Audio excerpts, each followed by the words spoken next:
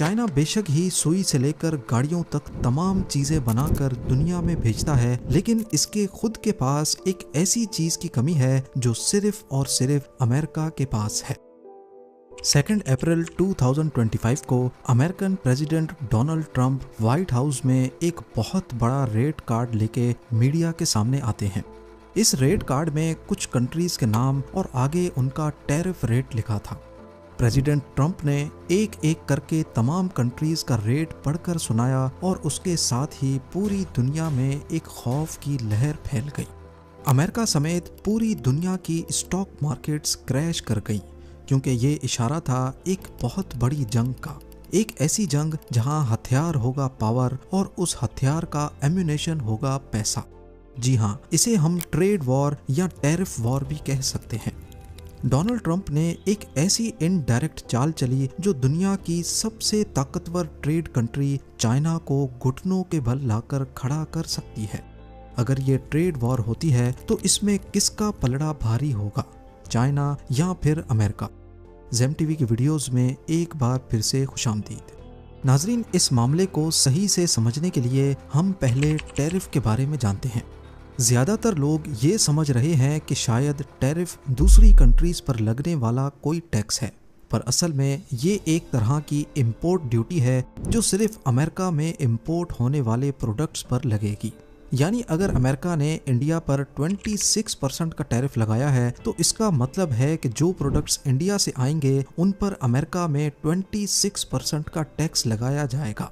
इसी तरह Donald Trump की लिस्ट के मुताबिक पाकिस्तान पर 29% का टैरिफ लगा और लिस्ट में सबसे ऊपर चाइना का नाम लिखा था जिस पर 34% टैरिफ लगा। टैरिफ या इंपोर्ट ड्यूटी लगाना कोई एबनॉर्मल बात नहीं है। हालांकि इसी लिस्ट में देखा जाए तो इंडिया ने अमेरिका पर 52%, पाकिस्तान ने 58% और चाइना ने 67% का रेट ऑलरेडी लगाया हुआ है। टैरिफ का फायदा किसी भी कंट्री के लिए प्रोडक्ट्स पर टैक्स लगाकर पैसा कमाना नहीं होता, बल्कि ये तरीका होता है अपनी लोकल इंडस्ट्री को बचाने का।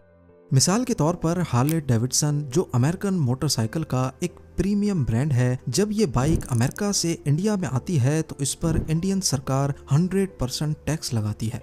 मान लें कि हार्ले डेविडसन के किसी मॉडल की प्राइस 1.5 लाख है और अगर इंडिया में इस पर टैक्स नहीं लगाया जाता तो ये बाइक इंडिया में लोकली बनने वाली रॉयल एनफील्ड की कीमत पर ही मिलने लगेगी।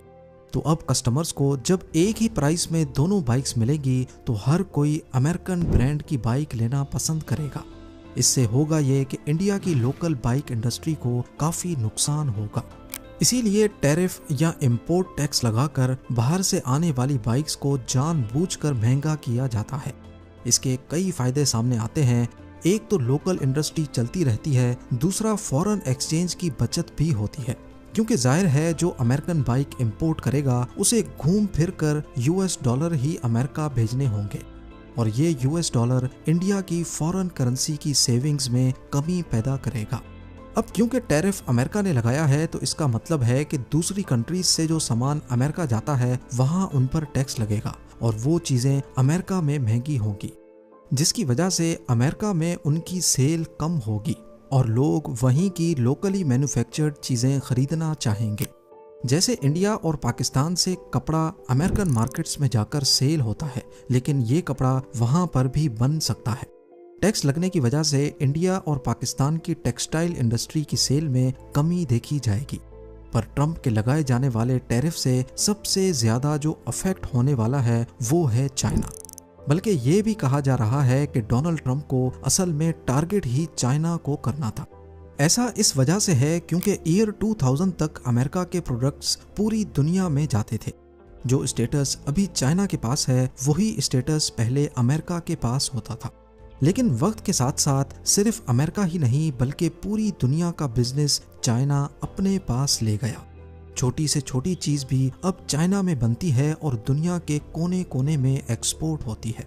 सस्ती लेबर होने की वजह से चाइना को कोई भी प्रोडक्ट इतना सस्ता पड़ता है कि वो आसानी से इंटरनेशनल मार्केट प्राइस के साथ मुकाबला कर सकता है। ग्लोबली देखा जाए तो चाइना तकरीबन पूरी दुनिया पे ही अपनी प्रोडक्ट्स की वजह से छाया हुआ है और लोकल इंडस्ट्री खत्म होती जा रही है। सिर्फ अगर यूएसए और चाइना की ट्रेड को देखा जाए तो ईयर 2000 में अमेरिका ने 80 अरब डॉलर्स के गुड्स चाइना से इंपोर्ट किए और उसी साल चाइना ने अमेरिका से 10 अरब डॉलर्स के गुड्स। और अभी 2025 की कंडीशन ये है कि अमेरिका चाइना से 440 अरब डॉलर्स का सामान हर साल मंगाता है, जहां चाइना अमेरिका से सिर्फ 145 अरब डॉलर्स का सामान मंगाता है। डोनाल्ड ट्रंप का कहना है कि ये ट्रेड इक्वल होनी चाहिए, यानी अगर हम चाइना से 440 अरब का सामान खरीद रहे हैं तो चाइना को भी इतना ही खरीदना चाहिए, जबकि यहाँ पर 295 अरब डॉलर्स का डिफरेंस आ रहा है और इसी डिफरेंस को ट्रेड डेफिसिट कहते हैं। इसी ट्रेड डेफिसिट को बराबर करने या कम करने के लिए डोनाल्ड ट्रंप ने चाइना को टारगेट किया है। इससे होगा ये कि चाइना से आने वाली प्रोडक्ट्स जिसमें सबसे ज़्यादा स्मार्टफोन्स शामिल हैं, उनकी प्राइस अमेरिका में काफ़ी हद तक बढ़ जाएगी और उन स्मार्टफोन्स में भी खासकर एप्पल आईफोन, जो असल में है तो अमेरिकन प्रोडक्ट लेकिन बनती चाइना में है। जब ये प्रोडक्ट्स चाइना से मंगाने पर महंगी पड़ेंगी तो इनकी इंडस्ट्रीज चाइना से ख़त्म होकर वापस अमेरिका में शिफ्ट होंगी। यही डोनाल्ड ट्रंप चाहते हैं, पर चाइना नहीं। आप सिर्फ ये देखें कि अमेरिकन टेक जायंट एप्पल के जितने भी प्रोडक्ट्स हैं, आईफोन से लेकर एप्पल वॉच तक, वो मोस्टली चाइना में बनते हैं। इसके अलावा टेस्ला की गाड़ियाँ, डेल एंड एचपी के लैपटॉप्स, नाइकी एंड स्केचर्स के जूते, लॉजिटेक और गोप्रो की एसेसरीज, ब्लैक एंड डेकर और स्टैनले के प्रोडक्ट्स और यहाँ तक के मिटेल या हैस्ब्रो जैसे अमेरिकन कंपनीज के खिलौने तक भी चाइना में बनते हैं। अगर ये तमाम कंपनीज अपने अपने प्लांट्स चाइना से वाइंड अप करके वापस अमेरिका आ जाएं तो अमेरिका को हर साल चाइना से करीब 200 अरब डॉलर्स का सामान कम मंगवाना पड़ेगा और ट्रेड डेफिसिट 295 से कम होकर सिर्फ 80 या 90 अरब डॉलर्स तक रह जाएगा। पर बेशक अमेरिका को एक तरफ फायदा तो होगा, लेकिन अमेरिका में प्रोडक्शन कॉस्ट ज्यादा होने की वजह से ये प्रोडक्ट्स ज्यादा महंगे पड़ेंगे और घूम फिरकर इन कंपनीज का ही नुकसान होगा। पर ऐसा मालूम होता है कि डोनाल्ड ट्रंप चाइना की मोनोपोली हर कीमत पर तोड़ना चाहते हैं, फिर बेशक उनको खुद ही नुकसान क्यों ना उठाना पड़े। दूसरी तरफ चाइना भी नहीं चाहता कि ऐसा हो और इसी वजह से जब ट्रंप ने चाइना की प्रोडक्ट्स पर टैक्स बढ़ा दिया तो चाइना ने भी अमेरिकन प्रोडक्ट्स पर मजीद टैक्स लगा दिए और अब ये मामला एक ट्रेड वॉर की शक्ल इख्तियार करता दिख रहा है। ना ही चाइनीज प्रेसिडेंट पीछे हट रहे हैं, ना ही डोनाल्ड ट्रंप का कोई इरादा लग रहा है। दोनों कंट्रीज ने एक दूसरे पर इतने ज्यादा टैक्सेस लगा दिए हैं कि चाइना से अगर कोई चीज $10 की आती है तो अब वो डबल कीमत पर आने लगेगी और चाइना में भी कुछ ऐसा ही हाल है। पर यहाँ देखना ये है कि इन दोनों पावर्स में पलड़ा किसका ज्यादा भारी है। इस ट्रेड वॉर में जो देर तक सरवाइव कर गया, जीत उसी की है। देखा जाए तो अमेरिका चाइना से ज्यादातर टेक आइटम्स इंपोर्ट करता है, यानी मोबाइल फोन्स, लैपटॉप्स, इलेक्ट्रॉनिक्स या फिर खिलौने। अगर ये प्रोडक्ट्स कुछ अरसे तक इंपोर्ट ना भी की जाएं तो अमेरिका को इतना ज्यादा फर्क नहीं पड़ेगा, या अगर किसी और कंट्री से ये प्रोडक्ट्स इंपोर्ट की जाएं तो ज्यादा से ज्यादा ये थोड़ी महंगी पड़ेंगी। लेकिन चाइना अमेरिका से एक ऐसी चीज मंगाता है जिसके बगैर चाइना का गुजारा बहुत मुश्किल है। जी हाँ, और यही प्रोडक्ट शायद आने वाले महीनों में चाइना के लिए बड़ा मसला खड़ा कर सकती है। आइए जानते हैं। चाइना की टोटल पॉपुलेशन 141 करोड़ है, यानी अमेरिकन पॉपुलेशन से 315% ज्यादा। इस ज्यादा पॉपुलेशन को फीड करने के लिए जाहिर है खाना भी ज्यादा ही चाहिए और सबसे बेसिक चीजें हैं वीट और राइस। पर मसला ये है कि चाइना के पास एग्रीकल्चर लैंड अपने पूरे एरिया का सिर्फ 13% है, यानी हर चाइनीज सिटीजन के लिए सिर्फ 0.23 एकड़्स। इस जमीन पर ज्यादातर सिर्फ गंदम और चावल किए जाते हैं ताकि बेसिक खाने के आइटम्स बाहर से ना मंगवाने पड़े। पर ये तो रहे सिर्फ बेसिक आइटम्स। चाइना में सूअर का गोश्त बहुत ज्यादा खाया जाता है, इतना ज्यादा कि पूरी दुनिया में सबसे ज्यादा सूअर की फार्मिंग चाइना में ही होती है। ईयर 2024 के रिकॉर्ड्स के मुताबिक चाइना में 40 करोड़ से भी ज्यादा सूअर हैं, यानी अमेरिका में इंसानों की आबादी से भी ज्यादा चाइना में सूअर पाए जाते हैं। पूरी दुनिया की पोर्क कंजम्पशन एक तरफ और चाइना की एक तरफ। अब जाहिर है इन 40 करोड़ सूअरों को खाने के लिए भी कुछ तो चाहिए, जिसके लिए इनको कॉर्न्स दिए जाते हैं शुगर के लिए और सोया बीन्स दिए जाते हैं प्रोटीन के लिए। इनकी फीड में 60% कॉर्न्स जबकि 40% सोया बीन्स होते हैं। कॉर्न्स की 80% प्रोडक्शन चाइना में ही होती है, जबकि बाकी 20% यूक्रेन से इंपोर्ट करना पड़ता है। पर सोयाबीन एक ऐसा प्रोडक्ट है जो सिर्फ अमेरिका और ब्राज़ील से इंपोर्ट होते हैं। हर साल सूअर की फीड के लिए China 5 crore tonne soybean America से इंपोर्ट करता है, और ये प्रोडक्ट कहीं और से इंपोर्ट करना भी मुश्किल है, क्योंकि सोयाबीन एक ऐसी फसल है जिसकी प्रोडक्शन किसानों को ज़्यादा फायदा नहीं देती। 1 एकड़ में सिर्फ 1500 केजी का सोयाबीन हो सकता है, जबकि कॉर्न्स की बात की जाए तो 1 एकड़ में 6000 केजी।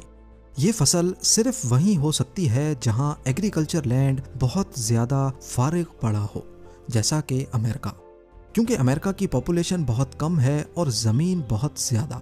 एक अमेरिकन शहरी के हिस्से में करीब 1.25 एकड़ ज़मीन आती है, चाइनीज़ शहरी के मुकाबले में 400% ज़्यादा। तो इसी वजह से अमेरिका ना सिर्फ अपने खानों की डिमांड खुद पूरी करता है, बल्कि इसके बाद भी इतनी ज़मीन बच जाती है जहां सोयाबीन लगाकर चाइना को एक्सपोर्ट किया जाता है।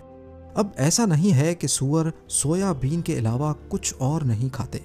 चाइना पहले से ही ये खतरा भांप चुका था और उन्होंने फीड्स में ऑल्टरनेट चीज़ें भी ऐड करके देखी हैं, जैसे कैनोला सीड्स। ये सोयाबीन से सस्ते तो पड़ते हैं, पर इनकी डाइजेशन कम होती है, तो खुराक ज़्यादा देनी पड़ती है, यानी टोटल खर्चा ज़्यादा होता है। उन्होंने पीनट्स या सनफ्लावर मील्स भी ट्राई की हैं, लेकिन इनमें इतना ज़्यादा प्रोटीन नहीं होता जितना सोयाबीन में होता है, जिसके लिए एक्स्ट्रा सप्लीमेंट्स देनी पड़ती हैं, जिसमें और ज़्यादा खर्चा होता है। अभी चाइना में एक नया एक्सपेरिमेंट किया जा रहा है जिसमें इंसेक्ट्स की फार्मिंग होगी और फिर वो इंसेक्ट्स सूअर को खिलाकर उनकी प्रोटीन डिमांड्स को पूरा किया जाएगा। पर अभी तक ये एक्सपेरिमेंट अपनी टेस्टिंग फेज में है। इसके अलावा चाइना एक ट्रेड सरप्लस कंट्री है, यानी यहाँ जितनी चीज़ें मैन्युफैक्चर होती हैं उसको चाइना अकेला कंज्यूम नहीं कर सकता। उनको जिंदा रहने के लिए अपने प्रोडक्ट्स हर सूरत में दुनिया को बेचने ही बेचने हैं। ट्रेड सरप्लस इकोनॉमी का सबसे बड़ा नुकसान ये होता है कि उनके पास खोने को बहुत कुछ होता है। दूसरी तरफ अमेरिका, जो एक कंज्यूमर मार्केट बनकर रह गई है, उसके पास खरीदने के बहुत सारे ऑप्शंस मौजूद हैं। अगर वो चाइना से नहीं तो कहीं और से खरीद कर अपनी डिमांड्स पूरी कर सकते हैं। डोनाल्ड ट्रंप ने अपने पिछले टेन्योर में भी चाइना पर टैरिफ्स लगाए थे, और उसमें भी साफ साफ देखा गया कि चाइना बाजी हार रहा है, और इस बार भी कुछ ऐसी ही उम्मीदें हैं। डोनाल्ड ट्रंप के पास वो तमाम कार्ड्स मौजूद हैं जिनसे वो चाइना को ब्लैकमेल कर सकता है, और शायद चाइना को भी इसका अच्छी तरह अंदाज़ा है। इस वीडियो की प्रोडक्शन के दौरान खबर आई है कि ट्रंप ने बाकी तमाम कंट्रीज पे टैरिफ्स 90 दिनों के लिए रोक दिए हैं, पर चाइना का टैरिफ बढ़ाकर 125% कर दिया है, जो इस बात को साबित करता है कि ये टैरिफ्स असल में चाइना के लिए ही लगाए गए थे। इस पूरे मामले में आपकी क्या राय है, मुझे कमेंट सेक्शन में ज़रूर बताइएगा। उम्मीद है जेम टीवी की ये वीडियो भी आप लोग भरपूर लाइक और शेयर करेंगे। मिलते हैं अगली शानदार वीडियो में।